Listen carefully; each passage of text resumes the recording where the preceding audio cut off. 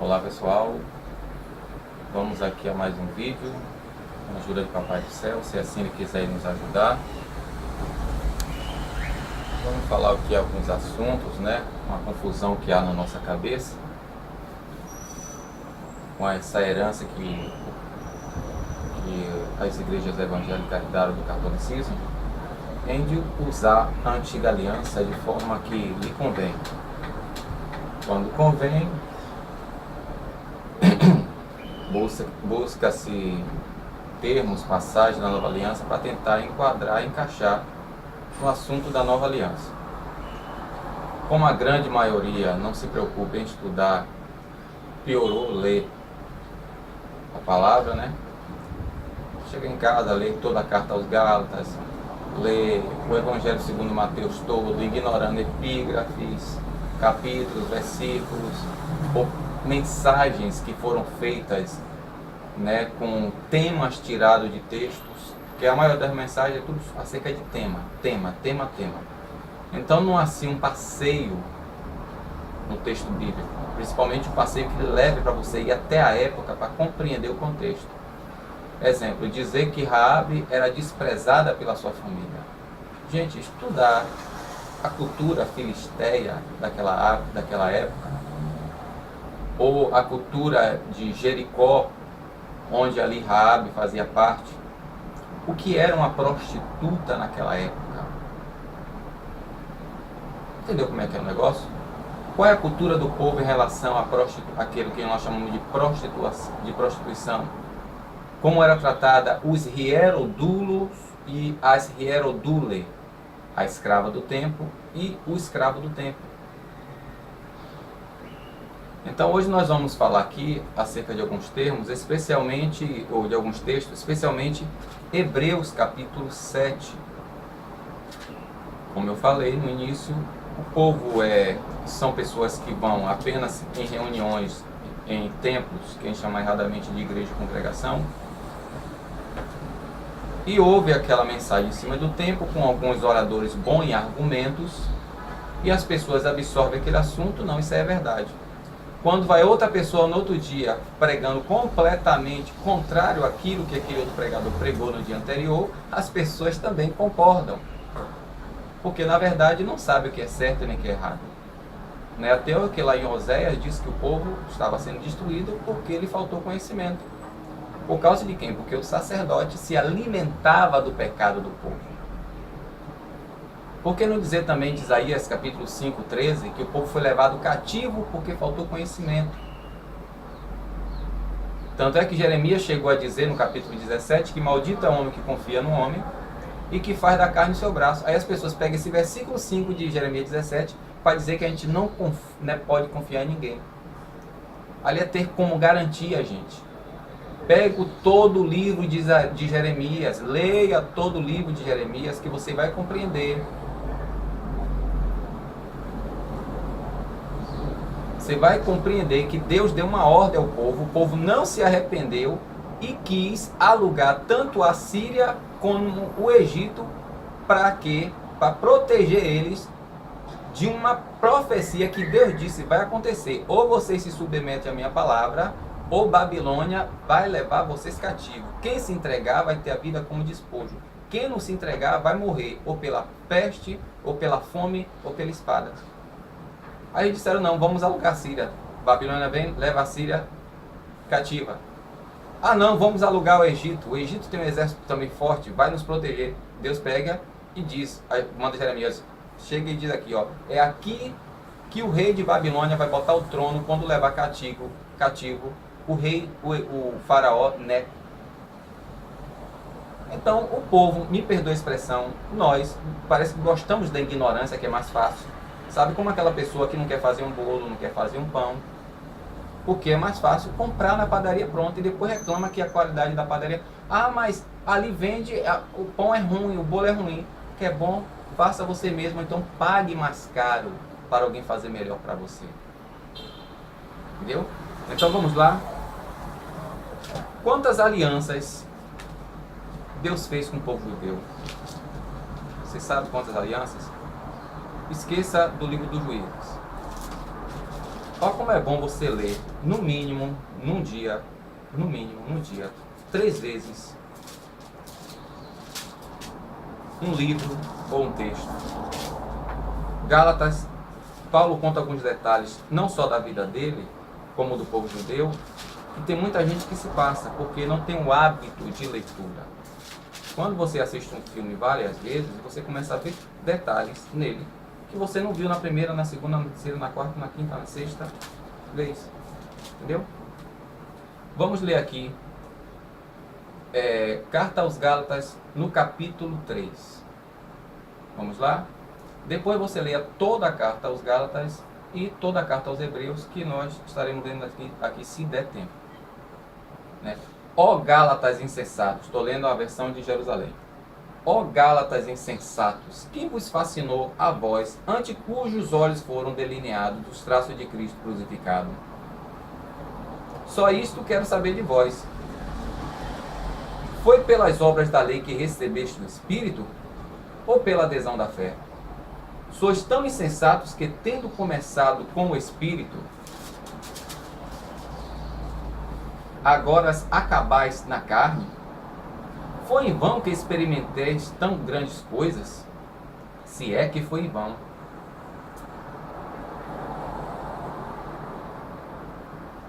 Eu estou dando pausa aqui para quem está assistindo no YouTube, porque na internet aqui eu estou no Facebook, a internet está ruim. Aquele que vos concede o Espírito e que opera milagres entre vós, faz pelas obras da lei ou pela adesão da fé? Foi assim que Abraão creu em Deus e isto lhe foi levado em conta.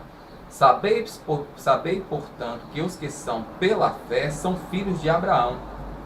Veja bem, foi assim que Abraão creu em Deus e isto lhe foi levado em conta de justiça. Sabei, portanto, que os que são da fé são filhos de Abraão. O versículo 5 ele diz assim, ó: aquele que vos concede o Espírito e opera milagre entre vós, faz pelas obras da lei ou pela adesão da fé? Por isso que no versículo 6 ele diz que Abraão creu em Deus e isto lhe foi imputado por justiça. Por isso que os que são da fé são filhos de Abraão, por meio da fé. Por quê? Olha o que diz o versículo 8. Prevendo que Deus justificaria os gentios pela fé, a Escritura pré-anunciou a Abraão esta boa nova. Vou repetir. Prevendo que Deus justificaria os gentios pela fé. Que Abraão, gente, ele era caldeu. Ele era gentio, assim como Raabe, assim como Ruth, a moabita. Prevendo que Deus justificaria os gentios pela fé. Gálatas capítulo 3, versículo 8 agora. A Escritura pré-anunciou a Abraão esta boa nova, ou o Evangelho. Em ti serão abençoadas todas as nações, de modo que os que são da fé são abençoados junto com Abraão, que teve fé. O mais interessante aqui, versículo 10. E os que são pelas obras da lei estão debaixo de maldição. Dízimo é uma ordem da lei ou da graça. Sábado é ordem da lei ou da graça, entre outras coisas.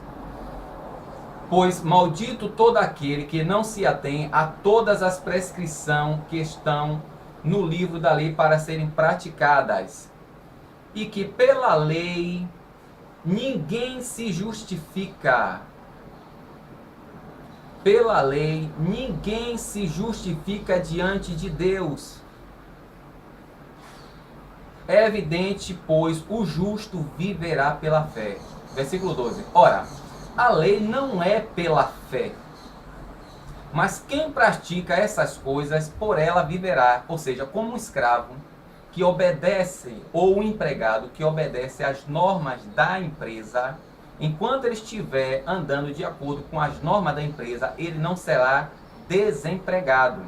Mas um filho, como eu já expliquei no outro vídeo, ele trabalha na empresa da família dele, ainda que ele desobedece às normas e seja demitido, ele tem direito à herança. Se for repartido os bens, a não ser que o pai e a mãe digam, não, você será riscado da herança.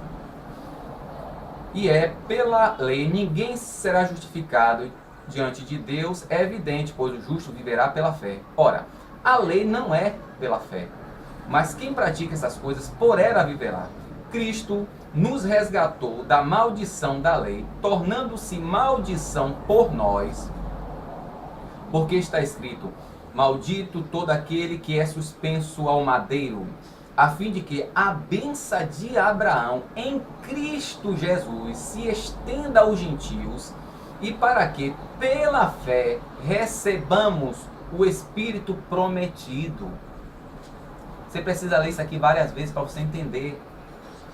Irmãos, falo como homem, mesmo um testamento humano legitimamente feito, ninguém o pode invalidar, nem mesmo modificar.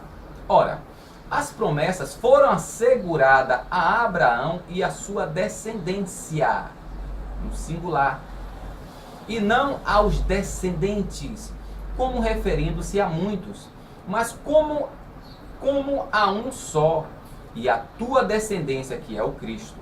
Ora, eu digo, uma lei vinda 430 anos depois,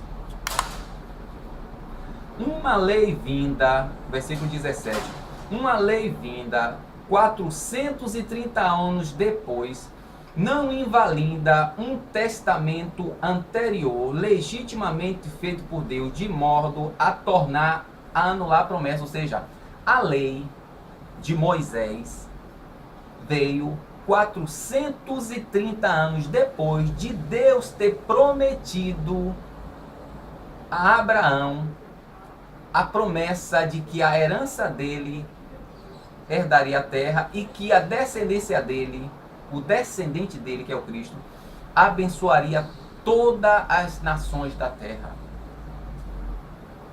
Por isso que Deus deu a circuncisão. A circuncisão veio 430 anos antes da lei. Então nem sábado, nem dízimo. Depois nós vamos ler aqui o capítulo 7 de Hebreus. Se não der tempo eu ler, você leia. Leia exaustivamente esse Gálatas capítulo 3, capítulo 4. Começa no capítulo 2. E Hebreus capítulo 5 até o capítulo 11. Por quê? Aí diz assim, ó. Porque se a herança, quem é herdeiro? Herdeiros são os filhos, gente. Tanto os filhos geneticamente falando, ou aqueles que recebem adoção. Diferente de um escravo, diferente de um empregado. Por isso que ele diz assim, ó. Ora, a lei não é de fé, no versículo 12, mas quem pratica essas coisas viverá. Entendeu? Mas não tem direito à herança. Porque se a herança vem pela lei, já não é pela promessa. A promessa feita a Abraão, me perdoe, na verdade, quando ele ainda era Abrão, 430 anos antes de Deus fazer da aliança lá no Monte Sinai por meio de Moisés. Versículo 18, voltando a ler. Porque se a herança vem pela lei, já não é pela promessa. Ora, é pela promessa que Deus agraciou a Abraão. Não foi por sábado, não foi por dízimo, não foi por lua nova, nada disso. Não foi por sacrifício, foi pela fé. Por isso que esse povo que fica ali chamando aí, ó. Ah, vou fazer aqui o sacrifício de Isaac. Vai. Versículo 19. Por que então a lei? A lei foi acrescentada para que se manifestasse a transgressão. Por isso que Paulo fala lá em Romanos que sem lei não há crime. Para que é que vem a lei? Para que você diga, olha, não faça isso, isso é errado. E quem é que precisa de correção toda hora? São meninos, são crianças.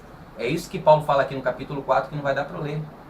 meninos, crianças, insubordinados e pessoas que não têm um caráter correto, são mau caráter, é que precisa de lei para regimentar. Pessoas que não têm noção, pessoas débeis, ou então pessoas que são crianças, meninos, é que precisa de alguém ficar toda hora dizendo a mesma coisa para poder fazer. Não tem aquela pessoa que trabalha de ajudante, já tem mais de 10 anos e nunca aprende a fazer o que o profissional que ele ajuda faz? Por que então a lei? Foi acrescentada para que se manifestasse as transgressões. Por que um pedreiro usa um prumo? Por que a costureira usa um molde? Por que uma doceira usa forma? Entendeu, gente? Para ter um padrão. Então, por que foi acrescentada a lei? Foi acrescentada para que se manifestasse as transgressões até que viesse a descendência. Porque o fim da lei, tanto o fim como a finalidade, é Cristo. Cristo era, a lei era um aio, um fio condutor que levava até Cristo. O objetivo da lei era conduzir até Cristo, para que quando Cristo chegasse, o nosso caráter já esteja moldado. Para que serve um professor? Para instruir. Para que serve um mestre? Para instruir aquela criança, para que quando ele chegue adulto, ele tenha um caráter formado de forma correta, não seja uma anomalia, um transgressor, um mau caráter. Entendeu?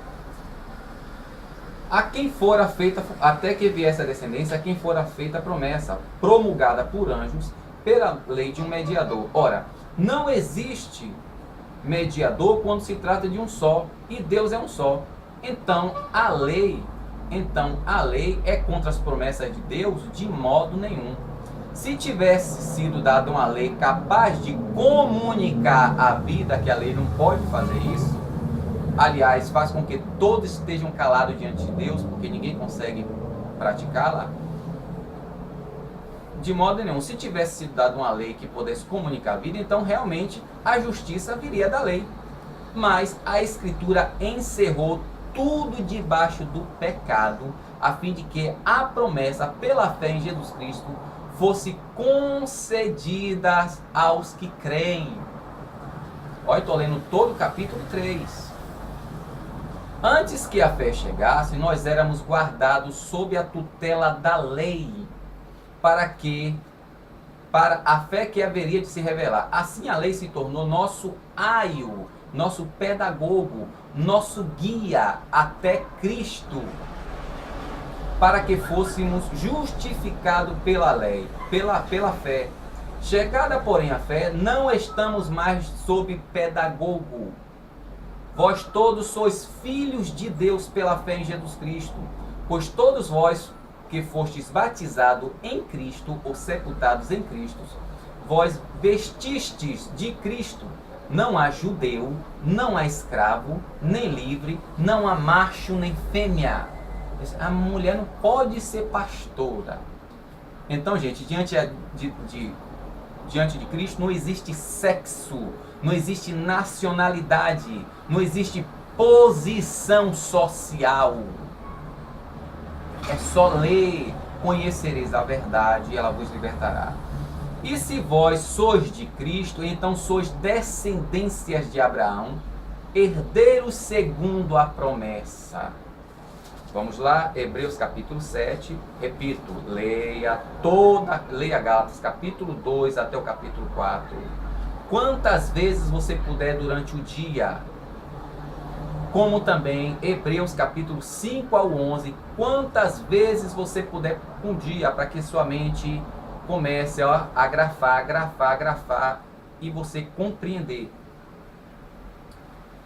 Eu queria ler mais, mas vou tentar só o capítulo 7 aqui por causa do horário que já se avança, né? Este Melquisedeque é de fato rei de Salém, sacerdote do Deus Altíssimo. Ele saiu ao encontro de Abraão quando se regressava do combate contra os reis e o abençoou. Foi a ele que Abraão entregou o dízimo de tudo. E seu nome significa, em primeiro lugar, rei de justiça, e depois rei de Salém. Aqui alguém diz, não, se Abraão deu dízimo, então tem que dar o dízimo. Está vendo aqui? Leia o contexto que ele quer dizer. A superioridade de Melquisedeque sobre Abraão, assim como Cristo é superior também a Moisés e Abraão. Vamos lá? E Arão. Foi a ele quem Abraão entregou o dízimo de tudo. E seu significado significa primeiro, em primeiro lugar, rei de justiça, depois rei de Salém. O que quer dizer rei de paz? Sem pai, sem mãe, sem genealogia, nem princípios de dias, nem fim de vida. É assim que se assemelha ao Filho de Deus e permanece sacerdote eternamente. Vede, pois, a grandeza deste homem, a quem Abraão, o patriarca, entregou o dízimo da melhor parte dos despojos. Ora, os filhos de Levi, chamados sacerdotes, devem, segundo a lei, os filhos de Levi, chamados aos sacerdotes, que não eram os filhos de Arão, entendeu? Os filhos de Arão também eram levíticos, mas esse Levi aqui, levíticos, está lá, Números capítulo 3, 4 e o capítulo 14, fala desse assunto, separa os dois ministérios. Ora, os filhos de Levi, chamados ao sacerdócio, devem, segundo a lei, cobrar dízimo do povo. Que povo? Do povo israelita. Isto é, de seus irmãos, está vendo? Embora sejam também estes descendentes de Abraão. Está mais claro para você? Que só quem é judeu que deve dar dízimo? E só quem pode cobrar dízimo é os filhos de Levi, segundo a lei?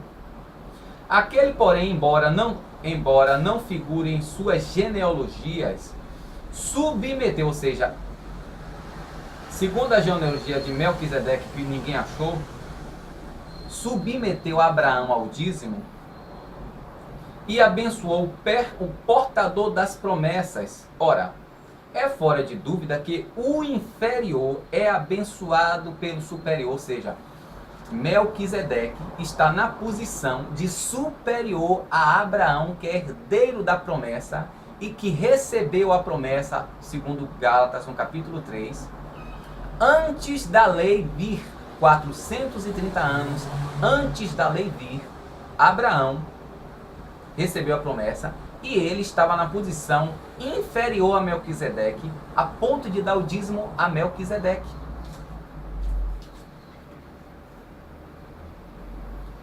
Além do mais, os que aqui recebem o dízimo são mortais, ao passo que ali se trata de alguém do qual se diz que possui vida.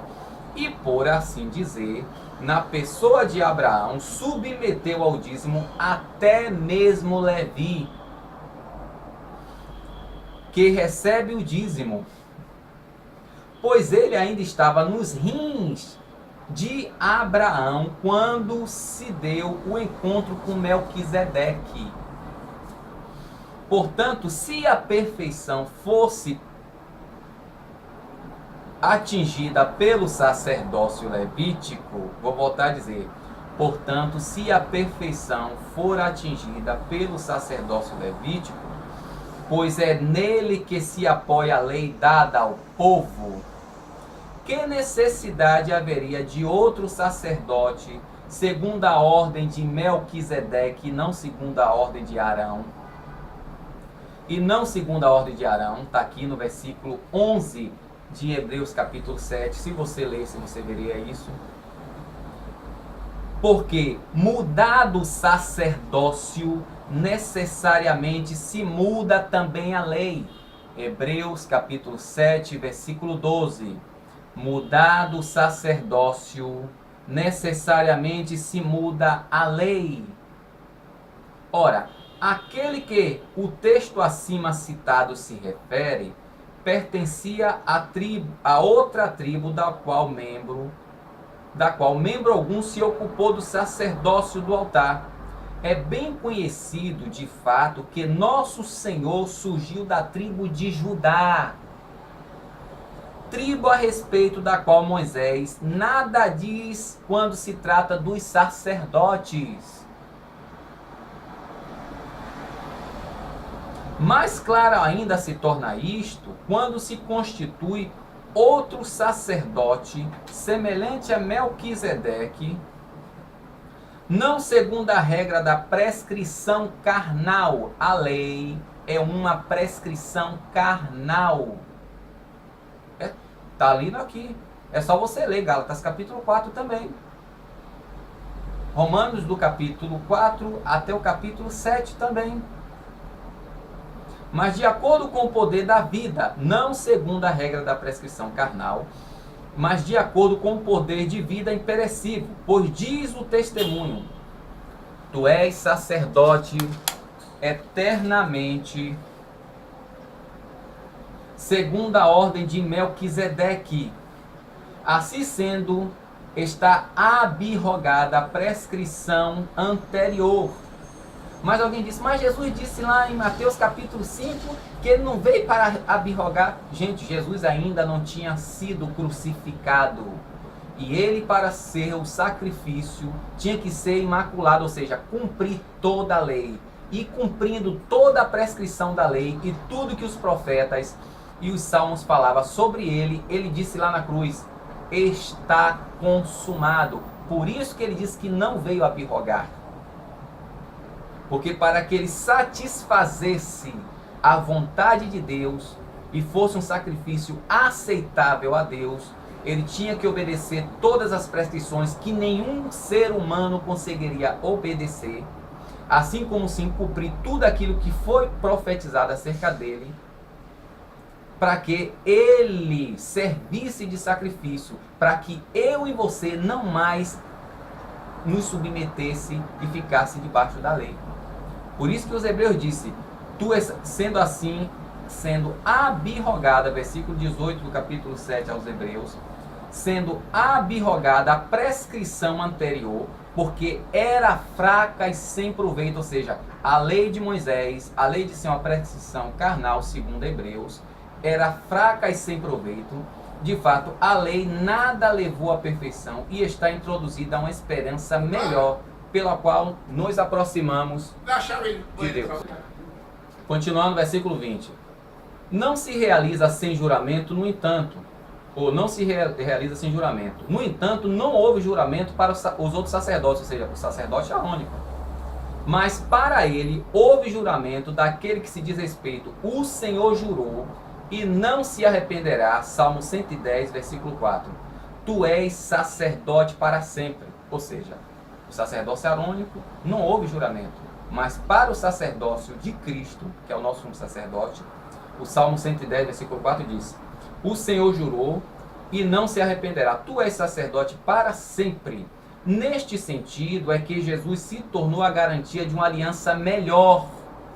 Uma aliança melhor do que aquela anterior, que muita gente quer se sujeitar, e muito que se diz pregador da verdade se apoia de um dogma católico, o dízimo, né, para poder exigir do povo. Ora, gente, sacerdote nunca deu dízimo.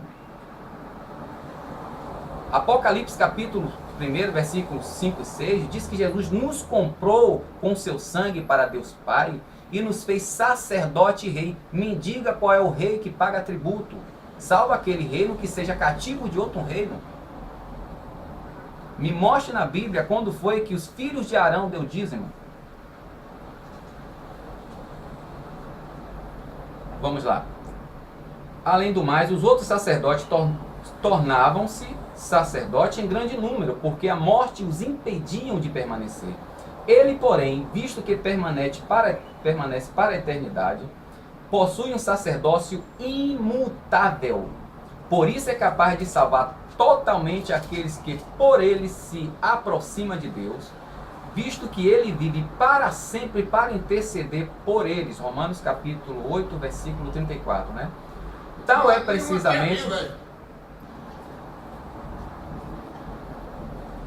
é precisamente o sumo sacerdote que nos convinha, santo, inocente, imaculado, separado dos pecadores, ao contrário do sacerdote arônico, que o próprio Arão foi quem construiu, foi quem fabricou um ídolo.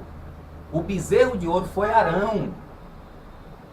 era o quê? Ele era maculado, não era inocente, ainda era pecador, que precisava de sacrifício por si para entrar na tenda para ministrar diante de Deus.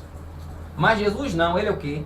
É um sumo sacerdote, santo, inocente, imaculado, separado dos pecadores, elevado mais do que os céus.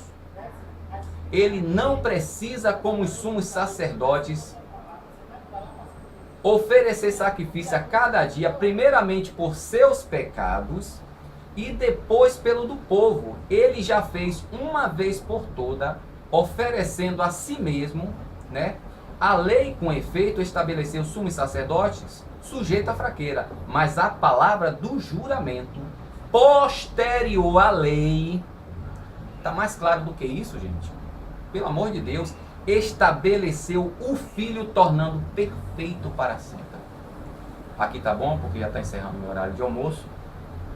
Então, gente, em nome de Jesus, parem de ser meros frequentadores de templos, ouvidores de sermões baseados em temas que tiram completamente o contexto, e sejam leitores.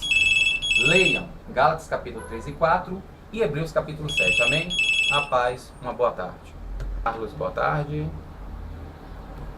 Boa noite.